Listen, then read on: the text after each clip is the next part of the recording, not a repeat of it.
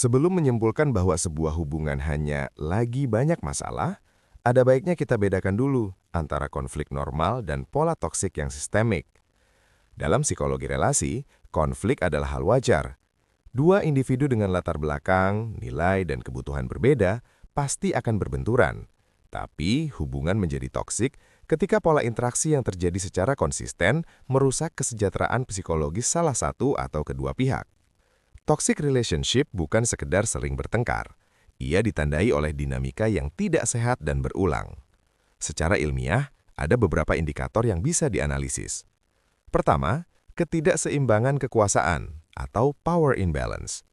Dalam hubungan sehat, ada negosiasi. Ada ruang bagi kedua pihak untuk menyampaikan kebutuhan.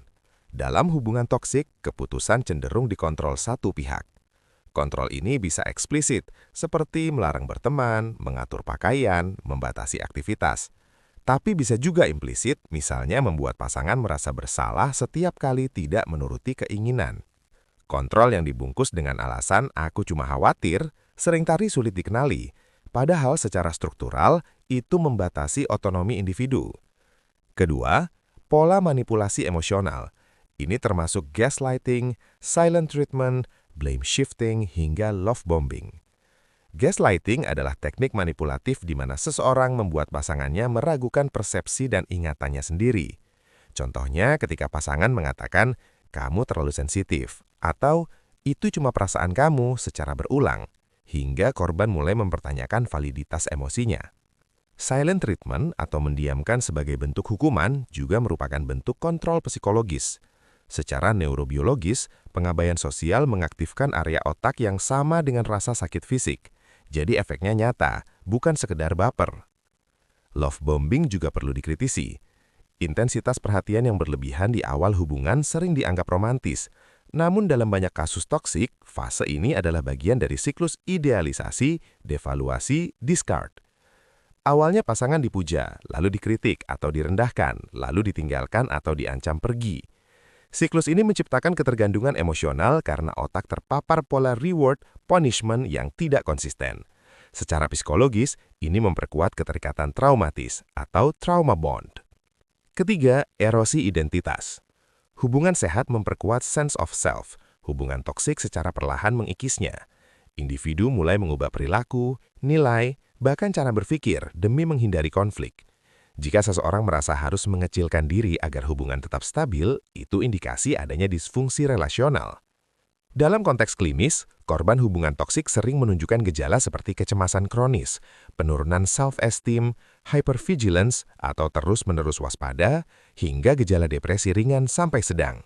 Mereka tidak hanya lelah secara emosional, tapi juga mengalami distorsi kognitif seperti self-blame berlebihan. Pertanyaannya, kenapa banyak orang tetap bertahan? Jawabannya kompleks.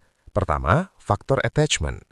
Individu dengan anxious attachment cenderung takut ditinggalkan, sehingga lebih toleran terhadap perlakuan buruk demi mempertahankan hubungan. Individu dengan avoidant attachment bisa bertahan karena sulit memproses konflik secara sehat dan memilih menormalisasi jarak emosional. Kombinasi anxious toxic partner sering menciptakan dinamika yang sangat sulit diputus. Kedua, sunk cost fallacy. Secara kognitif, manusia cenderung mempertahankan sesuatu yang sudah diinvestasikan lama, meskipun secara rasional merugikan. Waktu, emosi, bahkan rencana masa depan membuat keputusan keluar terasa lebih mahal daripada bertahan. Ketiga, normalisasi pola tidak sehat. Jika seseorang tumbuh di lingkungan dengan konflik destruktif, kekerasan verbal, atau manipulasi emosional, standar relasinya bisa terdistorsi. Ia mungkin tidak menyadari bahwa apa yang dialami bukan dinamika normal. Dari perspektif kritis, penting juga untuk tidak menyederhanakan semua konflik sebagai toksik. Label ini sering digunakan secara longgar di media sosial. Tidak semua kecemburuan adalah manipulasi, tidak semua pertengkaran adalah gaslighting. Analisis harus melihat pola, intensitas, frekuensi, dan dampak jangka panjang. Pertanyaan reflektif yang lebih objektif adalah, apakah hubungan ini membuat kesejahteraan psikologis saya meningkat atau menurun secara konsisten? Apakah saya merasa aman untuk berbeda pendapat tanpa takut dihukum secara emosional? Apakah saya tetap menjadi diri saya sendiri atau saya terus menyesuaikan diri demi menghindari konflik? Hubungan sehat bukan berarti tanpa konflik. Ia ditandai oleh regulasi emosi yang matang, komunikasi asertif, serta adanya repair setelah konflik.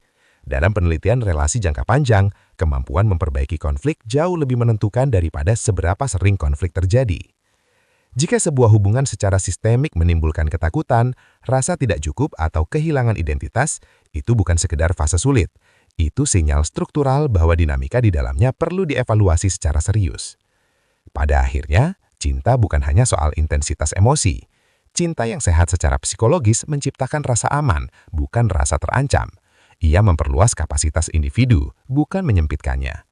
Dan pertanyaan yang paling rasional untuk diajukan bukan masih sayang atau tidak, tapi ini. Apakah hubungan ini secara objektif mendukung pertumbuhan psikologi saya atau justru menggerusnya secara perlahan?